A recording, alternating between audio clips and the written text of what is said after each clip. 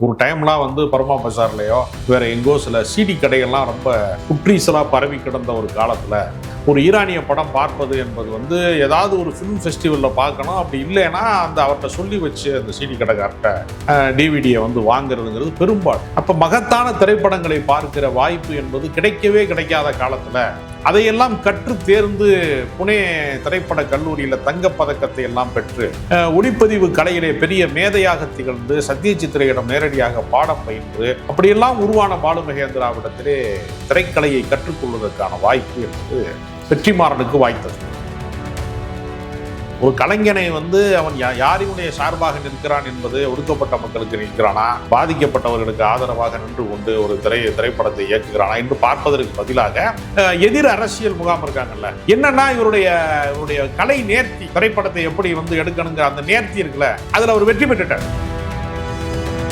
இப்ப சமீபத்தில் அவர் வந்து கோபி நயினாருடைய இயக்கத்தில் வந்த வெளிவர இருப்பதற்கு காத்திருக்கக்கூடிய மனுஷி என்கிற திரைப்படமும் இப்ப பேட் கேர்ள் என்று இப்ப ட்ரெய்லர்ல பெரிய சர்ச்சைக்குரியதாக மாறி அந்த 2 படங்களுமே அவருக்கு வந்து இவருடைய அரசியல் எது என்று எதிரிகளுக்கு புரிந்து விட்டது. அதனாலதான் பிரச்சனை கொடுக்குறாங்க. அதனால அவங்க என்ன செய்யறாங்கன்னா, நேரடியாக வந்து அவரை வந்து வீழ்த்த முடியாம மறைமுகமாக அதிகார வர்க்கம் என்ன செய்யறாங்கன்னா, சென்சார் போர்டு மூலமாக ஒரு அழுத்தத்தை சினிமாவை பற்றி பேசக்கூடிய பிரதமர்லாம் இருக்கிறாரு. அப்ப இங்கு அரசியல் திரைப்படம் என்பது வலதுசாரிகளினுடைய முகாமாக இருக்கு. இவர் இடதுசாரி முகமாக இருக்கிறாரு, முற்போக்கு சிந்தனையுடையவராக இருக்கிறாரு. அது மட்டுமல்ல, இவர் சினிமாவில் மட்டும் அரசியலை காட்டல.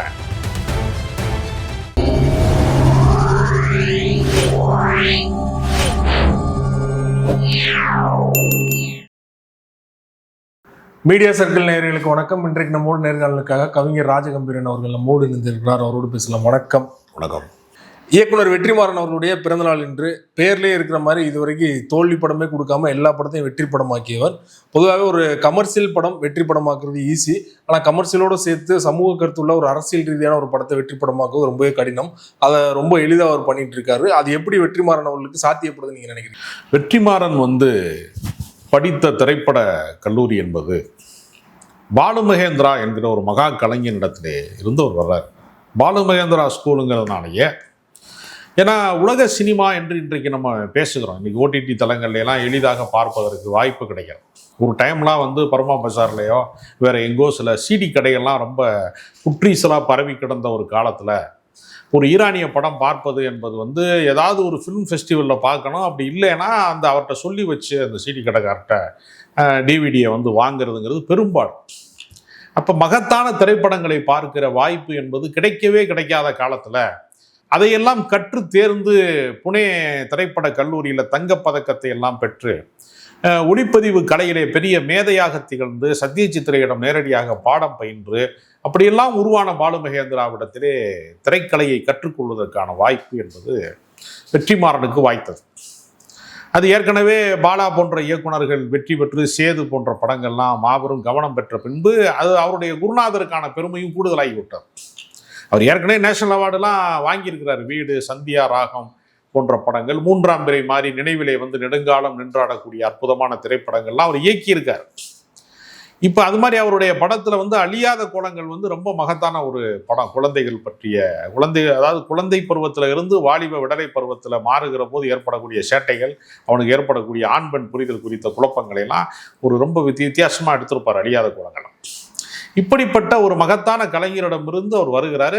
இவர் போகிற காலகட்டங்களில் அவர் வந்து ஆகச்சிறந்த இலக்கிய சிறுகதைகளை எல்லாம் வந்து கதை நேரம்னு சொல்லி ஒரு 20 நிமிஷம் எபிசோடாக எடுத்துட்டு இருக்கார். அதில் தான் வெற்றிமாறன், சமீபத்தில் மறைந்த விக்ரம் சுகுமாரன், வந்து ஃபேமிலி சென்டிமெண்ட் படங்களை அதிகமாக எடுக்கக்கூடிய இயக்குனர் சீனராமசாமி, ஒரு வரிசை இருக்கிறார். இவர்கள்லாம் அந்த குழுவில இருந்து அந்த டைமில் உருவானவங்க, 90களினுடைய இறுதி காலகட்டம். அப்படி உருவான வெற்றிமாறன் வந்து ஒரு சமூக பார்வை மிக்க அரசியல் இயக்குனராக உருவெடுத்தார். பாலா வந்து யதார்த்த படங்களை எடுத்தாலும் அது வன்முறையின் குரூரங்கள் கலந்து எடுக்கக்கூடியவர். ஒரு ஆக்ஷனுடைய எல்லா திரைப்படங்கள்லையுமே கதாநாயகன் அடிச்சு துவச்சி எல்லாரையும் காலி பண்ணி ரயில்வே தண்டவாளத்தையெல்லாம் தகர்த்து ரயிலை தூக்கி ஒத்த கையில எல்லாம் தள்ளி விட்டுலாம் ஓடி வந்துலாம் ஜெயிச்சிட்டான்ங்கிற படத்தை தான் ஹீரோயிசம் நம்ம இவ்வளோ நாளாக சொல்லிட்டு இருக்கோம். ஆனால் ஒருத்தன் மண்டையில் நங்குன்னு விழுந்துருச்சுன்னா அது என்ன ஆகும், மூளை கலங்கிருச்சுன்னா என்ன ஆகுங்கிற படம் தான் சேது. ஒரு காதல் திரைப்படமாக எடுக்கப்பட்ட படத்தில் யதார்த்தத்தினுடைய குரூரமான பக்கங்களை வந்து அந்த திரைப்படம் காட்டியது. இவர் என்ன செய்கிறாருன்னா யதார்த்தங்களில் இருந்து வன்முறை கலக்கிற படங்கள், இவரும் அதே மாதிரியான கொஞ்சம் ஆக்ஷன் படங்கள்லாம் எடுத்திருக்கிறார். இவருடைய பாதை என்பது நீங்கள் பொல்லாதவன் வந்து ஒரு என்டர்டைன்மெண்ட்கான படம் தான், வழக்கமான சினிமா தான் அது. அவரே சொல்லியிருக்காரு பின்னாட்கள் நேர்காணல, அந்த படம் நான் ஏன் எடுத்தேன்னு ஒரு தவறான ஒரு முடிவு தான் அப்படின்னு அவரே சொல்லியிருக்காரு. அவருக்கு ஆடுகளத்தில் இருந்து தான் அவருடைய இது வந்து அவருடைய வளர்ச்சியை நம்ம பார்க்கணும். அதுதான் அவருடைய தொடக்க புள்ளியாக பார்க்கணும். ஆடுகளம் வந்து பெரிய அளவில் தேசிய விருதுகள் பெற்ற திரைப்படமாக இருந்தது. இலங்கையை சேர்ந்த ஒரு கவிஞர் ஜெயபாலன் என்பவரை வந்து ரொம்ப வித்தியாசமாக காட்டியிருந்தார். அந்த படத்திற்கு பின்பு வந்து நீங்கள் பார்த்தீங்கன்னா அவர் அரசியல் படமாக பெரிய கவனத்தை பெற்றது அப்படிங்கிறது வந்து விசாரணை வந்து அவருடைய பொலிட்டிக்கல் பாயிண்ட் ஆஃப் வியூ வந்து என்ன அப்படிங்க. அதாவது இதற்கு முன்பும் அரசியல் படங்கள் வந்திருக்கிறது. அரசியல் படங்கள் வந்து தமிழ் சினிமாவுக்கு வந்து புதிது அல்ல. ஏற்கனவே பல திரைப்படங்கள் பராசக்தி காலத்திலேருந்து ரத்த கண்ணீர்லேருந்து அமைதிப்படையிலேருந்து பாதை தெரியுது பார்லேருந்து தண்ணீர்னு பாலச்சந்தர் படத்துலேருந்து நிறைய அரசியல் படங்கள் வந்து எண்ணுயிர் தோழன்கிற படத்துலேருந்து எத்தனையோ படங்கள் வந்திருக்கிறது. ஏதோ புதிதாக இப்போ தான் அரசியல் திரைப்படங்கள் வருகிறது கொஞ்சம் பேர் தவறாக புரிந்து வச்சிருக்கிறார். எல்லா காலகட்டத்திலையுமே அரசியல் திரைப்படங்கள் என்பது வந்திருக்கிறது. ஆனால் அந்த அரசியல் திரைப்படங்கள் என்பது மக்கள் அரசியலான ஒரு கேள்வி இருக்கு. இப்போ நீங்கள் போலி என்கவுண்டரில் வந்து காவல்துறை எப்படி செயல்படுகிறது, அதிகார மையம் எப்படி வந்து ஒருத்தனை தீர்த்து கட்டணும்னு முடிவெடுத்துட்டா ஒரு கொலை வழக்கை வந்து எப்படி கையாளுகிறார்கள் அப்படிங்கிற விஷயத்த சாமானியர்களுக்கு வந்து திறந்து காட்டிய புத்தகமாக வந்து விசாரணை இருந்துச்சு. அது வரைக்கும் பல படங்கள் போலீஸ்னாலே ஒரு ஹீரோ அந்த இமேஜ்ல தான் வந்திருக்கல. ஆமா, போலீஸை வந்து மையமா வச்சு இதுதான்டா போலீஸ்ல இருந்து எத்தனையோ படங்கள் வந்து எல்லா கதாநாயகனுமே காக்கி சட்டையை போட்டு வந்து இன்ஸ்பெக்டர் அலெக்ஸ் பாண்டியன் அப்பெல்லாம் நிறைய படங்கள் நடிச்சிருக்கிறாங்க. சேதுபதி ஐபிஎஸ்ன்னு விஜயகாந்த் நடிச்சிருக்காரு, சேதுபதினு விஜய் சேதுபதியை நடிச்சிருக்கிறாரு. காக்காங்கிற படம்லாம் என்கவுண்டருக்கு ஆதரவான திரைப்படங்கள். வேட்டையாடு விளையாடு, கௌதம மேனன்லாம் நீங்க பாத்தீங்கன்னா அவர் வந்து இந்த என்கவுண்டர் ஸ்பெஷலிஸ்ட் வெள்ளத்துறைக்கு ஆதரவான படத்தை பூரா அவர் எடுத்திருக்கிறாரு. ஆனால் போலீஸ் வந்து சாமானிய மக்களை வந்து எப்படி வந்து அதிகாரத்திற்காக வேட்டையாடுகிறார்கள் என்கிற அரச பயங்கரவாதம்னு சொல்லுவாங்க. அரசு எப்படி வந்து ஒரு வன்முறையை கட்டவிழ்த்து விட்டால் தனி மனிதன் வந்து கொலை செய்யறாங்கிறதுக்கும் போலீஸ் உடுப்புல இருந்து ஒருத்தன் வந்து துப்பாக்கியால் ஒருத்தனை சுடுறதுக்கும் உள்ள வித்தியாசம் இருக்குல்ல. அப்போ போலி என்கவுண்டர் குறித்த படமாக விசாரணை வந்து ஒரு பொட்டுல அடித்தது மாதிரி பல உண்மைகளை பேசிய படமாக இருந்தது. அதே மாதிரி அவருடைய தயாரிப்பில் வந்த காக்கா முட்டை, இதெல்லாம் வந்து ஒரு முக்கியமான அரசியல் படம். கார்பரேட் மயம் ஆனதுக்கு பின்பு குழந்தை பருவத்தில் வந்து முன்னாடிலாம் கிராமப்புறங்களில் அதிரசம் வந்து இந்த மாதிரி முறுக்கு இதுதான் வந்து தின்பண்டங்களாக இருந்த ஒரு காலகட்டம் இருந்துச்சு. இப்போ பீஸா, பர்கரு, சாண்ட்விச்சுன்னு இந்த வகையெல்லாம் வந்ததுக்கு இதெல்லாம் எப்படி வருகிறது, இது எப்படி வந்து மார்க்கெட்டிங் செய்யப்படுகிறது, எப்படி வந்து சாதாரண குழந்தைகள் வந்து சாப்பிட முடியாத குழந்தைகள் மனசில் அது எப்படி வந்து தொலைக்காட்சி விளம்பரங்களின் வழியாக எப்படி வந்து அதை அந்த தூண்டப்படுகிறது. இது ஒரு கார்பரேட்டுக்கு எதிரான படம் தான். அது குழந்தைகளை மையமாக வைத்து கொண்டு அந்த கதையை வந்து ஒரு அரசியல் திரைப்படமாக காக்கா முட்டை மாதிரி ஒரு மணிகண்டன் இயக்குனார். அவர் பின்னாடி கடைசி விவசாயி போன்ற படங்களை எல்லாம் எடுத்தவர். அவருடைய இயக்கமாக இருந்தாலும் வெற்றிமாறன் தயாரிக்கிறார். அப்போ வெற்றிமாறனுடைய ரொம்ப ஒரு பெரிய பிரம்மாண்டமான வெற்றி படங்கள் என்று வருகிற போது தலித் அல்லாத வெற்றிமாறன் தலித் சினிமாவை கையில் எடுக்கிறார். அசுரன் மாதிரி படங்கள். அதே மாதிரி நீங்கள் பார்த்தீங்கன்னா அவர் மதுரைக்காரர் கிடையாது, மதுரை வட்டார வழக்கு சார்ந்த படமாக ஆடுகளம் போன்ற படங்களை வந்து எடுக்கிறார்.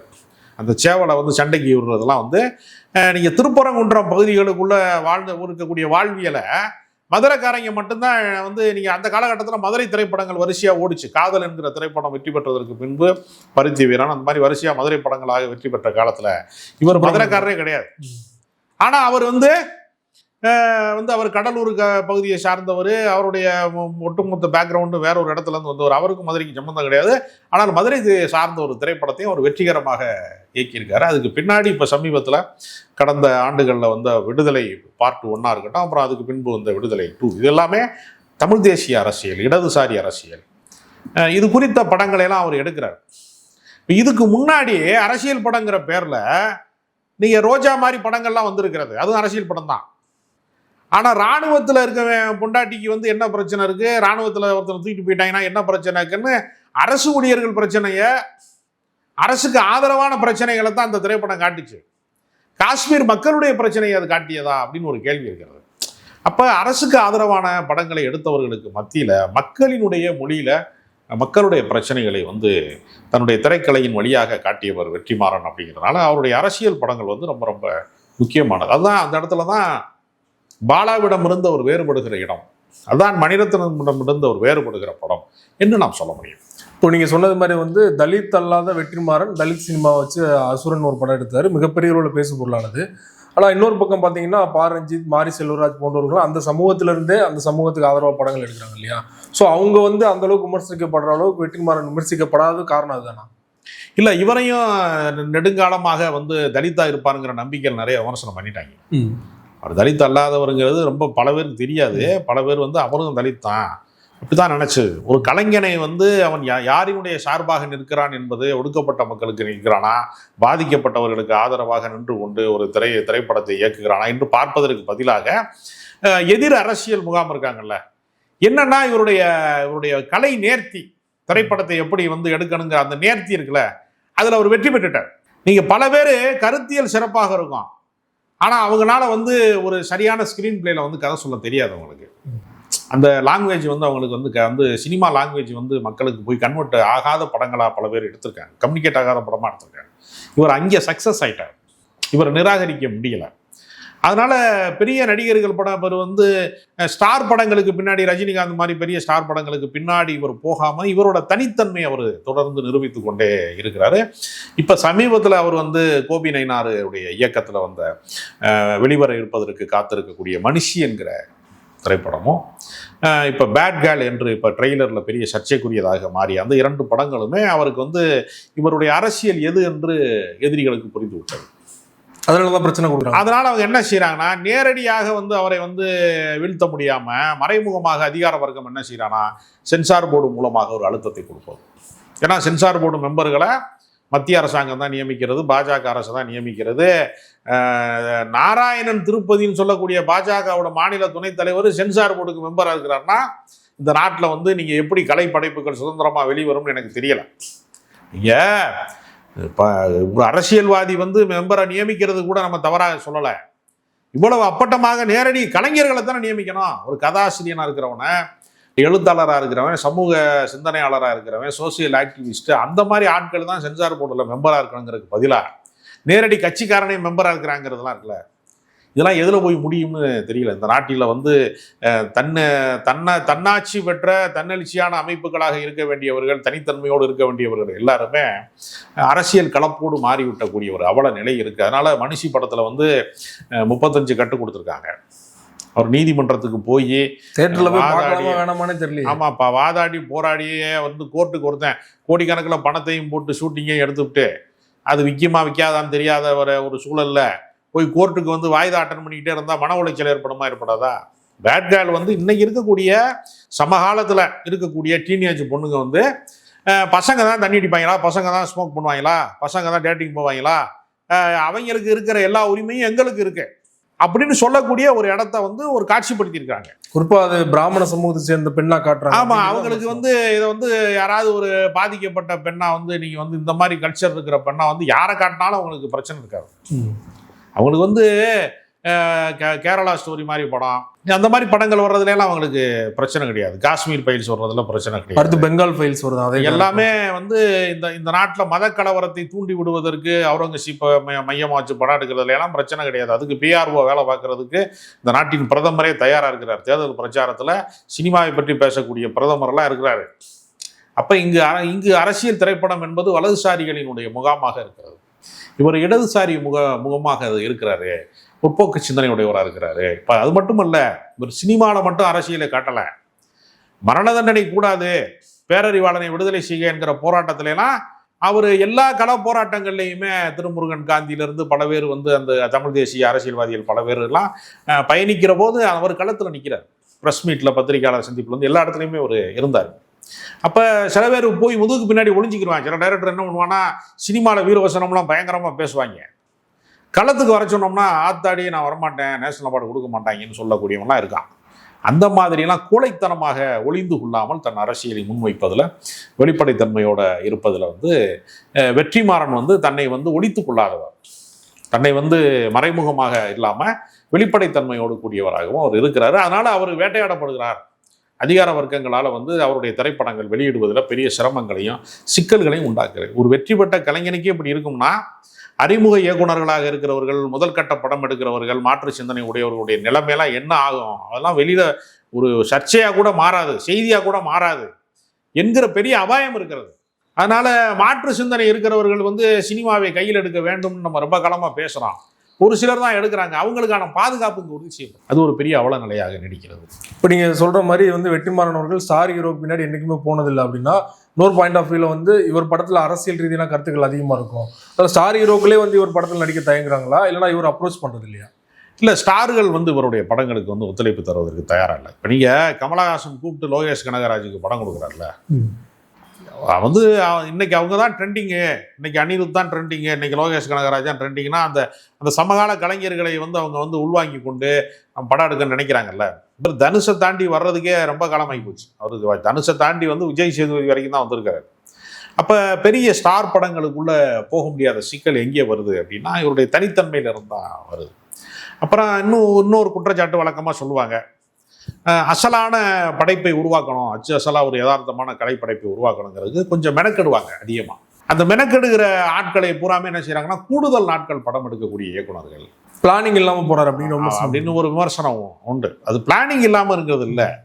நீங்கள் கற்பனை உள்ளவர்கள், சிந்தித்து கொண்டே இருக்கிறவர்களுக்கு ஸ்பாட்டில் போனவொன்னே இன்னொன்று தோணும். தொடர்ந்து யோசிச்சுட்டே இருக்கிற ஒரு பழக்கம் இருக்குல்ல, அப்போ அவங்களுக்கு திடீர்னு என்ன சொல்லணும்னா அவங்க ஏற்கனவே எழுதி வச்சிருக்கிற கதையை அப்படியே எடுத்துகிட்டு வந்தால் போதும்னா டயத்துக்கு முடிச்சிடலாம், 30 நாளில் முடிச்சிடலாம், 25 நாளில் முடிச்சிடலாம். அங்கே போய் சில பேர் டெவலப் பண்ணுவாங்க. ஆனால் அது பட்ஜெட்டில் இருக்கும்போது வந்து தயாரிப்பாளர் பிரச்சனை இல்லை, அதுக்கான பிஸ்னஸ் வரும்போது அது பிரச்சனை இல்லை. விடுதலை வந்து பெரிய சூப்பர் ஹிட் படமாக, விடுதலை 2ல வந்து அந்த விமர்சனம் பெரிய அளவில் அது மாதிரி அசுரன்லாம் பெரிய ஹிட்டு தான் ஆச்சு. அதனால அந்த பிரச்சனையை வந்து இவங்க வந்து ஒருத்தர் மீது குற்றச்சாட்டு சொல்வதற்கான வாய்ப்பாக அதை பயன்படுத்திக்கிறாங்க. அது வந்து கற்பனை வளம் மிக்கவர்கள், சிந்தனை வளம் மிக்கவர்கள் என்ன செய்வாங்கன்னா கூடுதலாக சில விஷயங்களை சேர்க்கணும், இன்னும் பெட்ருமெண்ட்னு திருப்தி உறாத ஒரு மனம் இருக்குல்ல, எதுலையுமே திருப்தி படாமல் இன்னும் பெர்ஃபெக்ஷனாக இருக்கணும், இன்னும் சிறப்பாக இருக்கணும், இன்னும் சரியாக இருக்கணும், இதை விட பெட்டராக இருக்கணும்னு இந்த சிற்பி செதுக்குறது மாதிரி படங்களை வந்து உருவாக்கக்கூடிய ஒரு மனநிலை சில இயக்குனர்கள்ட்ட உண்டு.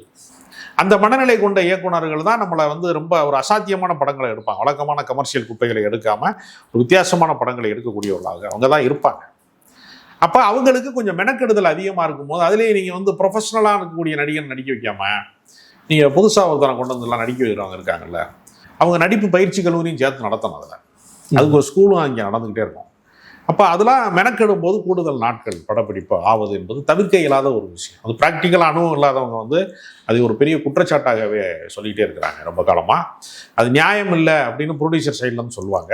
ஆனால் அதை தாண்டி நல்ல படைப்புகள் எல்லாமே கூடுதல் நாட்களோடு தான் உருவாயிருக்கு அப்படிங்கிறது மட்டும்தான் அவர் மீதான விமர்சனம். ரொம்ப நன்றி. வெற்றிமாறன் அவர்கள் தொடர்பாக பல்வேறு விஷயங்களை எங்களோட பகிர்ந்து கொண்டீங்க. நன்றி.